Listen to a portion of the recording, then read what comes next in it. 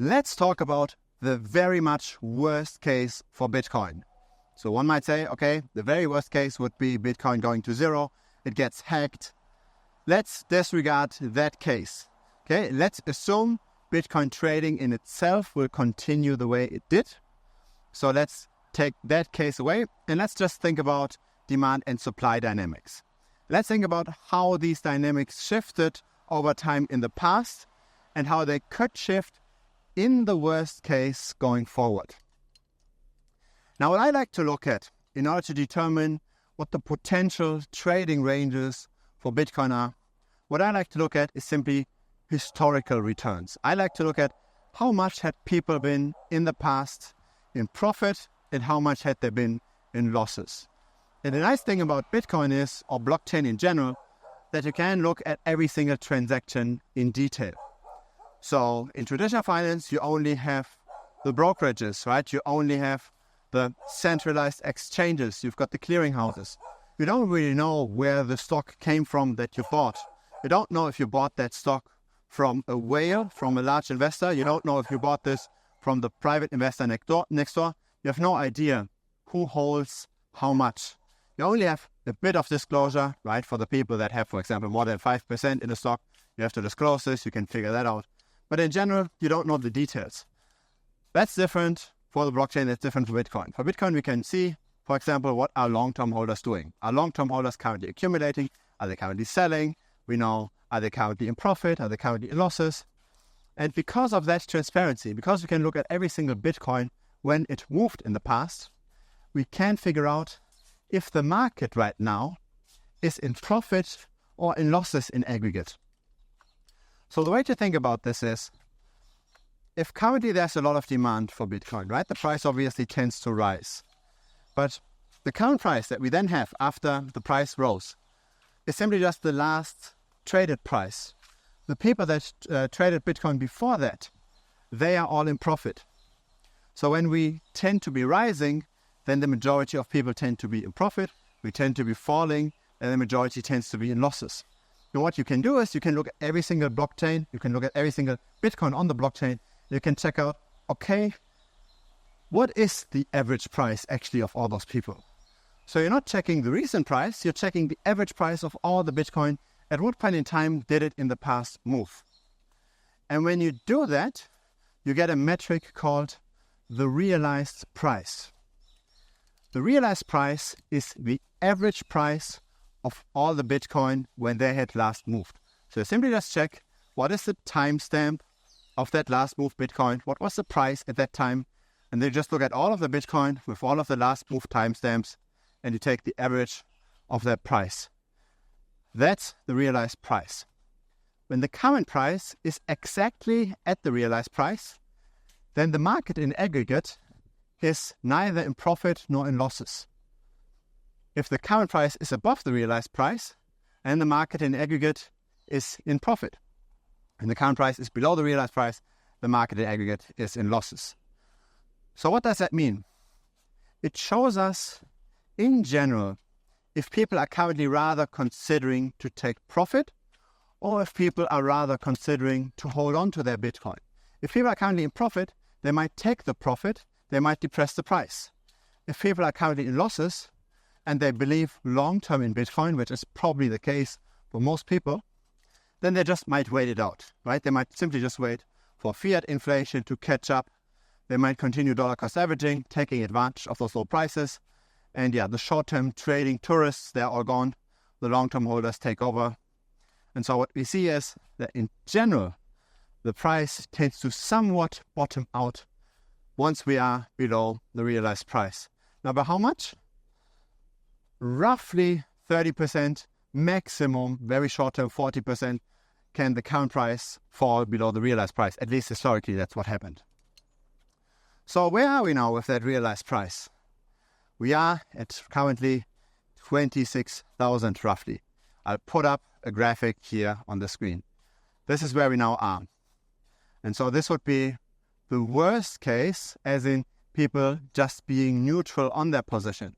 So currently, the market in aggregate is in massive gains. So currently, most people think about taking profit, right? So there is a potential opportunity for people to sell, to lock in their profit, to rebalance their portfolios, and to, in the end, reduce the price, right? So when we then think, okay, we can fall another 30% below that, 30 to 40%, where do we end up? At around 19,000. So we could drop all the way down to 19,000, and historically, we would simply just repeated the patterns that we've seen in the past. Now, what we also see on this graph is how the realized price tends to creep up over time, right? It either goes flat or it creeps up. So that bottom is also creeping up. And so I don't believe that tomorrow we will see $90,000 in Bitcoin. But I do believe that volatility is way larger than most people expect. And yes, there are some changes. There are the Bitcoin ETF inflows, etc. But we don't know yet how stable those inflows are. They're pretty fluctuating, actually. Right? We've got the grayscale outflows. We've got the other ETFs that buy up Bitcoin. Net, we tend to see flows into the ETFs, potentially contracting the supply. All those things are true. But still, fundamentally, things don't change in terms of how much people are in profit and how much people have the inclination to take those profits and to potentially move this into other assets when the market is heated, when everybody talks about Bitcoin. So this is a very important message, right? It's important to know yourself how you would react in that scenario. Again, I don't say that we will hit 19K tomorrow. But what I am saying is that at some point in time, we are very, very likely again going to see the current price being below the realized price. We are very likely going to see again drops of 60, 70% from the prior all-time high in Bitcoin. At some point we will see that. And it won't feel that different to if it was to fall now by that much, right? We'd still see a massive crash. And the big question is, how would you behave during such a crash? Would you have strong enough of a conviction to actually buy up Bitcoin massively during such a dip? Would you be buying below the realized price? Did you buy in the last time when we were below the realized price? Did you know about the realized price? Or did you know about maybe similar metrics that also flashed that we were relatively cheap at 16,000 last time? So, right, this is the problem. When you're buying, when nobody else wants to buy, you have to be contrarian. It's the same when you want to sell, when nobody else wants to sell. When we're in a bull market, you have to be contrarian. You have to do the opposite, what most people do. And the thing is that crypto runs in waves, but also tends to be somewhat cyclical, and it tends to follow trends. So if we just look at yesterday and we compare yesterday's performance to tomorrow's performance, we tend to see actually positive correlation. We tend to see that when yesterday the price went up, it's more likely to continue to go up tomorrow. But if we zoom out a little bit, right, and we don't just look at the daily time frames, we look at the monthly time frames, and we look at what's the average cost basis, and people are working against the general trend, right? People want to buy low, buy when we are falling, and they want to sell high, sell when we are rising. So make sure that you also know what you want to do, how you want to ride those waves. Are you okay with drops of 60, 70% and simply just continue to dollar cost average into the market? Or do you actually want to ride those waves to a degree? If you do want to ride the waves, and you do want to be allocated more on the way up and be allocated less on the way down, right? Nobody knows those prices for sure. Nobody knows where we will top out and where we will bottom out. But we have a rough understanding where the market is, right? Simply just by looking at the realized price. When you want to write this, then you have to have a certain framework.